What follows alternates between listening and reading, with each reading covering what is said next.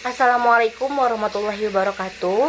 Perkenalkan, nama saya Nazifatul Qulub, mahasiswa semester 7 Prodi PAI. Di sini saya akan menjawab 5 isu penting tentang pendidikan karakter. Pertanyaan pertama, guru PAI memberikan materi tentang akhlak remaja, tetapi cara penyampaiannya sangat normatif dan tidak terkait dengan masalah yang dihadapi siswa saat ini, misalnya media sosial, perundungan digital, dan pergaulan. Pertanyaannya, analisis permasalahan tersebut berdasarkan prinsip kesesuaian perkembangan atau yang sering disebut dengan developmentally appropriate. Bagaimana guru seharusnya mendesain pembelajaran karakter agar relevan dengan konteks remaja? Jawaban saya, permasalahan terjadi karena pembelajaran akhlak hanya disampaikan secara teoristis dan normatif tanpa dikaitkan dengan realitas kehidupan remaja. Padahal, remaja berada pada tahap perkembangan yang sedang mencari jati diri, sangat dipengaruhi teman sebaya, dan aktif di dunia digital. Berdasarkan prinsip kesesuaian perkembangan, pembelajaran harus disesuaikan dengan kebutuhan psikologis, sosial, dan kognitif siswa. Guru seharusnya mendesain pembelajaran dengan 1. Mengaitkan materi akhlak dengan kasus nyata seperti cyberbullying, pergaulan bebas, dan etika bermedia sosial. Dan yang kedua, menggunakan metode diskusi, studi kasus, dan role play agar siswa aktif berpikir. Yang ketiga, memberikan ruang refleksi agar siswa mampu menilai perilaku berdasarkan nilai Islam. Yang keempat, menggunakan media pembelajaran yang dekat dengan dunia remaja.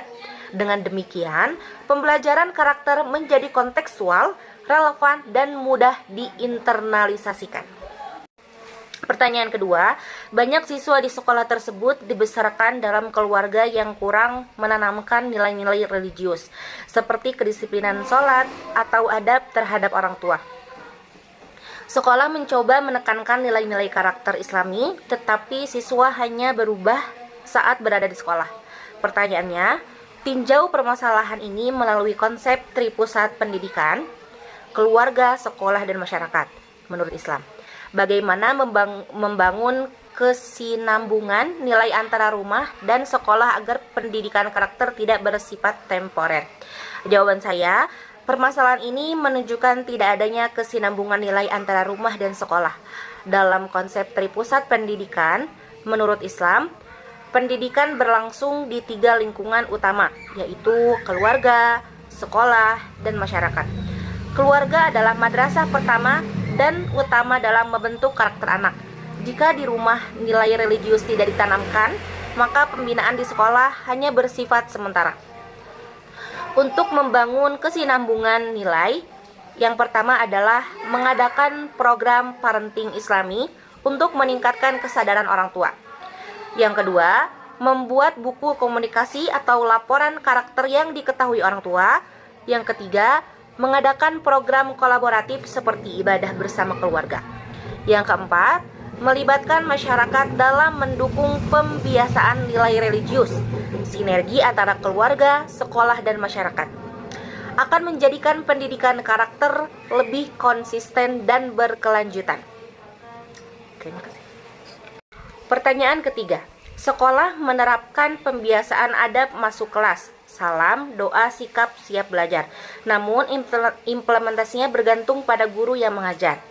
Ada guru yang konsisten, tetapi ada pula yang sering menyepelekannya. Pertanyaannya, jelaskan bagaimana strategi pembiasaan dapat gagal bila tidak diikuti sistem kontrol yang tepat.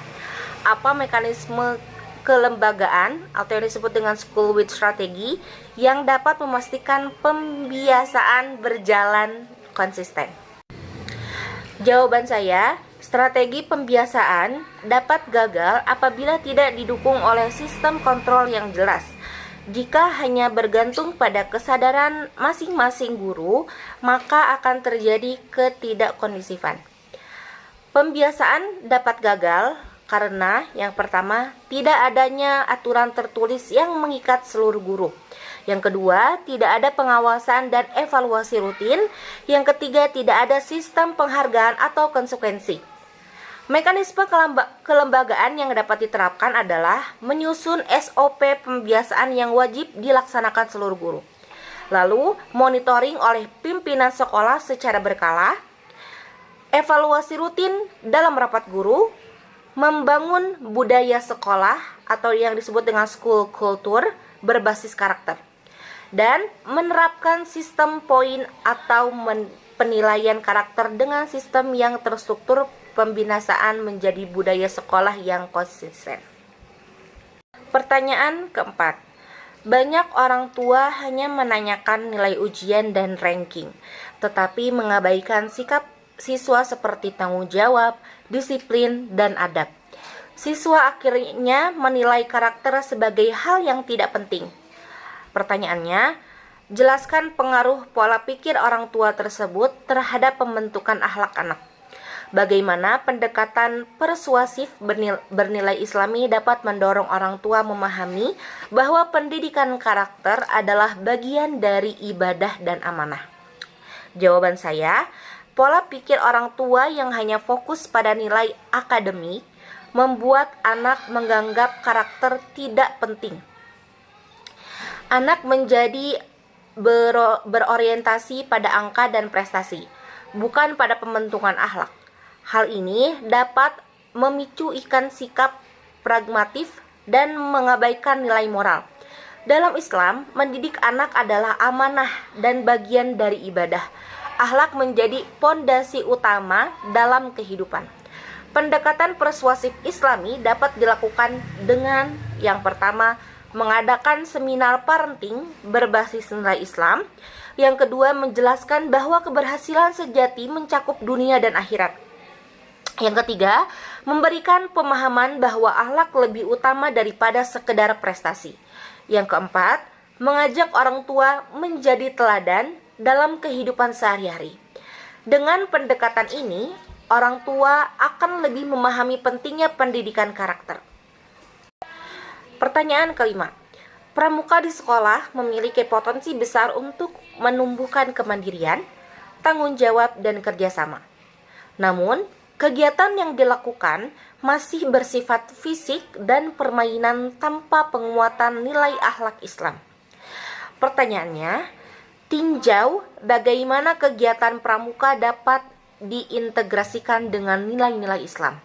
Apa strategi yang dapat digunakan pembina untuk menghubungkan setiap aktivitas dengan pembentukan akhlak? Baik, jawaban saya, kegiatan pramuka sebenarnya sangat potensial untuk membentuk karakter, khususnya membentuk karakter Islami. Namun, jika tidak diintegrasikan dengan nilai agama, maka hanya menjadi aktivitas fisik semata. Strategi integrasi nilai Islam dalam kegiatan pramuka yang pertama adalah mengaitkan setiap aktivitas dengan nilai akhlak seperti jujur, disiplin, amanah, dan tanggung jawab. Yang kedua, mengadakan sesi refleksi setelah kegiatan untuk mengambil hikmah. Yang ketiga, melaksanakan sholat berjamaah saat perkemahan.